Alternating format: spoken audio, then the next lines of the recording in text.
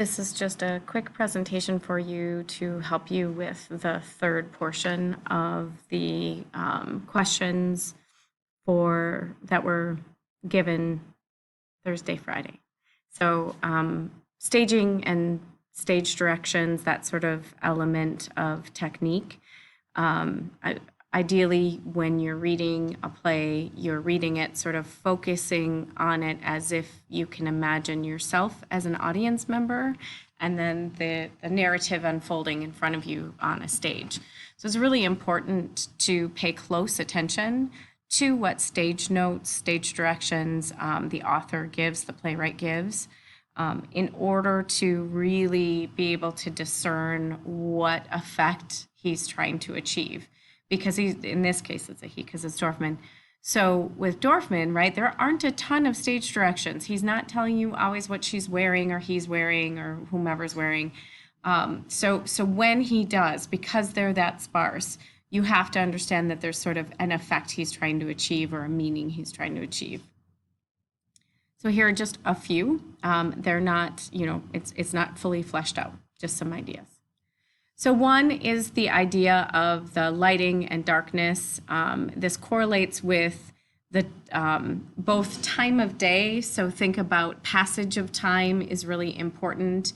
Think about the symbolism that dawn and lightness has in the sense of like an awakening, an awareness, a reckoning, putting light on the subject, that sort of thing. The moon and sort of being half illuminated or illuminated in the moon, there's a lot of power there. And, some possibilities for you to decide would be, if she's half lit, is she sort of not quite, at the beginning of the play, she's sort of in the moonlight, right? So she's, is it like that she's still in darkness as a mechanism of the torture, or is it that she hasn't fully told her story, and so she's sort of half in shadow? There's a lot to play around with in that aspect. There's also some consideration of particularly the car lights, and when lights are sort of really stark, that perhaps you are looking at the aspect of the interrogation and the use of electricity and light in torture and interrogation. It again is something to consider in each area. So in this first moment, right, the car brakes, the lights blasting her, that certainly is the mechanism or the inciting incident that strikes terror in her. And it sort of harkens back to that torture that she was under.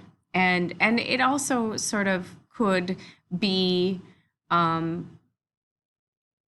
symbolic of the sort of need that the lights flash and that sort of triggering her need to tell her story. So you can kind of look at it, many ways. You might have others. When Gerardo switches on the light and she slowly comes out from the curtains, again, I think we're getting this sort of almost physical action that correlates with her slowly being able to reveal her story. At this moment in time, Gerardo has not wanted to hear her story, if you remember right. So even though he's switching on the light, right, like they're still in partial darkness, and he's in darkness because he hasn't been willing to listen to her story. That correlates again with in the half light, we see her coming out of the room. Oh, no, that's later. So in the half light, we see her coming out of the room. This is the moment where she sort of is beginning the act of revenge, if you will. And then you have her,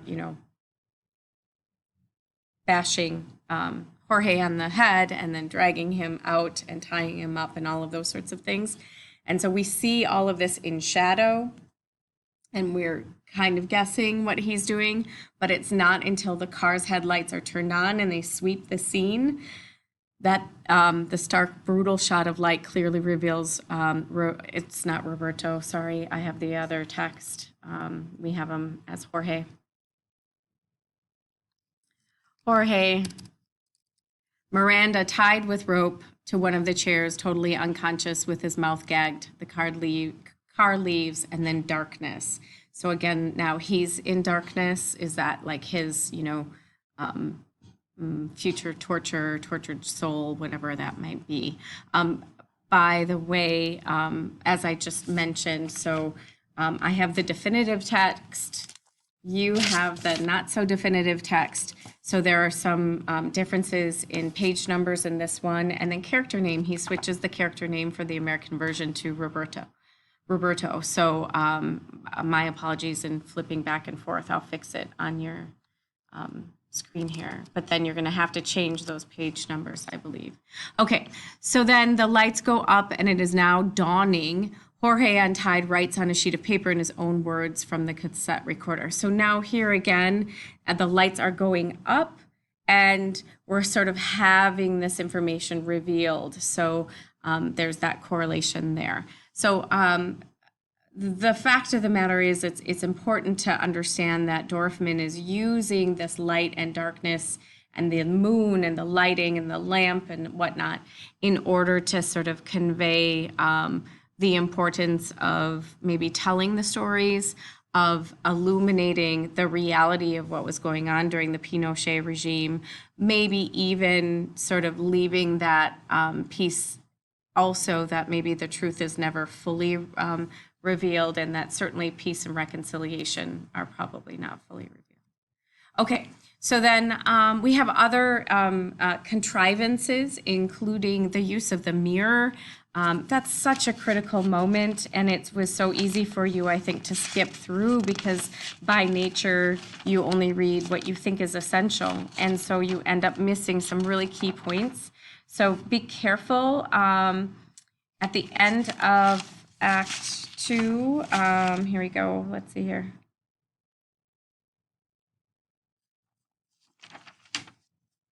I'll get there. So in our text, it is right at the end of Scene 1 of Act 3. It's those last stage notes. And if you jumped into Scene 2, it really would have been hard for you to follow the narrative. So it's important that a few things happen here. For example, you have some 30 seconds pass. So the lights go down, and for 30 seconds, you have just her pointing the gun at him and nothing else, like no action, nothing, just silence. And then it's at that point, and you've got the Schubert, I shouldn't say complete silence, right? Because you have the Death and the Maiden playing in the background, right? And then the mirror comes down and the audience is forced to look at themselves for a few minutes. And if you've ever sat in a Google Meet when I've asked you questions and we've had to sit for even 5 seconds before someone responds, that's painful. Now think of being in an audience with just and staring at yourself as an audience. And so there's this forced reflection. He goes from a very conformist, traditional sort of theatrical production to a much more modern and almost interpretive production where he breaks that fourth wall and the audience is now forced into the play, or the play is forced out into the audience as real life. And that forces sort of this collective reflection on perhaps like our role in what our society is doing. Where are we putting our foot down? What are we ignoring? What, all sorts of, elements and nuances. What is the truth? How do we know the truth? It's just this embodiment of the importance of reflection of the themes and ideas that encompass this film.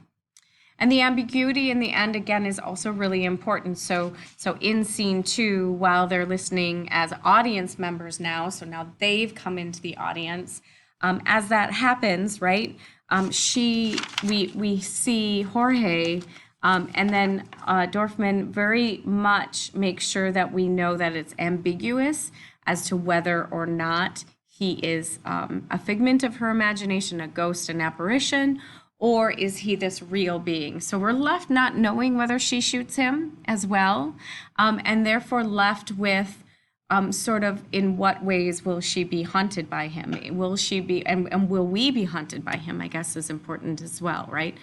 So is it she killed him and then still can't move from her past, right? Is it that she didn't kill him? He has not met any justice, there's been no justice meted out to him. He's able to carry on his life, and then therefore still she cannot move on. And then where are we in that role? Like, what do we want of him? Do we want his physical demise? Do we want him to be outed? You know, all of those sorts of things are sort of left for us to sort of mull over in these final moments.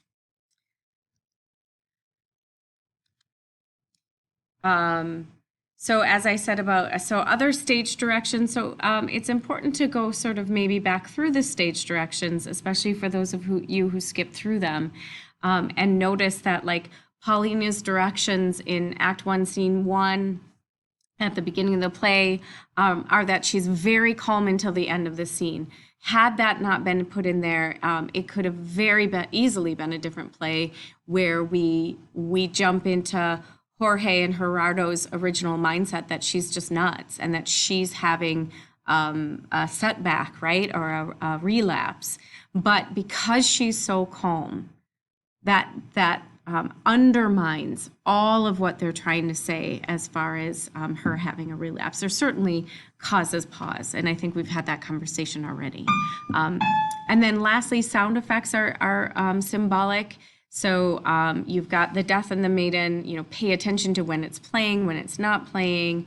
Even the sound of the waves, right? Is this a cleansing of the wave? You know, the waves are crashing in and sort of cleansing us of our sort of collective responsibility with regard to the way that our society treats each other, our government treats our members of society, et cetera. I'm hoping that you're finding the parallels between some of the collective responsibility represented in this play and our own collective responsibility in the racial reckoning that we need to have. So hopefully that's there. And maybe, you know, I think not even maybe, but also I think we need to really consider our justice system and who are the players and power makers and whatnot. So that's what you've got. Hopefully that helps a little bit, and I hope you have a great day. Thank you.